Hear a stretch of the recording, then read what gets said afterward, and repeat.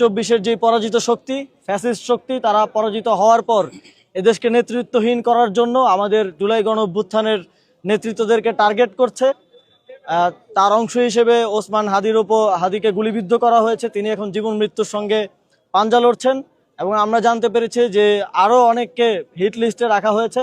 দীর্ঘ 9 মাস যুদ্ধের পর বুঝতে পারে এদেশের অদম্য সাহসী মুক্তিযোদ্ধাদের সাথে তারা কোনোভাবেই পেরে উঠবে না, এদেশের জনগণের সাথে কোনোভাবেই তারা পেরে উঠবে না। তখন পালিয়ে যাওয়ার ঠিক পূর্ব মুহূর্তে, আত্মসমর্পণের পূর্ব মুহূর্তে এদেশকে মেধাহীন করার একটি ঘৃণ্য ষড়যন্ত্র তারা করে এবং সেই ষড়যন্ত্রের অংশ হিসেবে 1971 সালের এই দিনে আমাদের বুদ্ধিজীবীদেরকে নির্মমভাবে হত্যা করা হয়।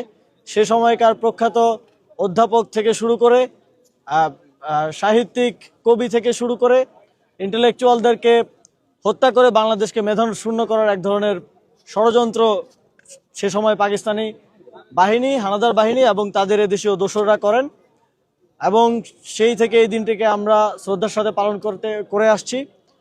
তারই একটি অংশ হিসেবে আজকে আমি এবং আমরা ঢাকা 10 আসনের যারা জনগণ আছেন তাদেরকে নিয়ে আজকে বুদ্ধিজীবী যেই কবরস্থান, বুদ্ধিজীবী যেই স্মৃতিসৌধ, সেখানে আজকে পুষ্পস্তবক অর্পণ করতে এসেছি এবং একই সাথে আমরা 1 মিনিট নীরবতা পালন করেছি।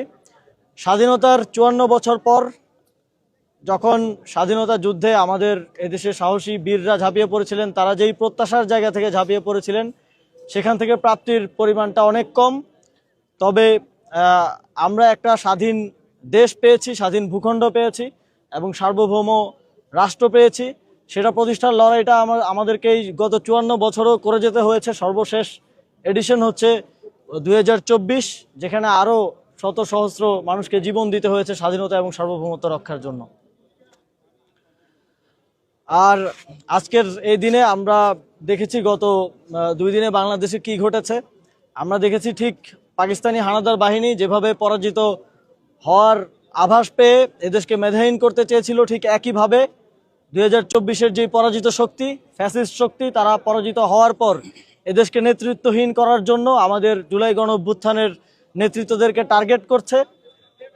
তার অংশ হিসেবে ওসমান হাদিকে গুলিবিদ্ধ করা হয়েছে। তিনি এখন জীবন মৃত্যুর সঙ্গে পাঞ্জা লড়ছেন এবং আমরা জানতে পেরেছি যে আরও অনেককে হিট লিস্টে রাখা হয়েছে।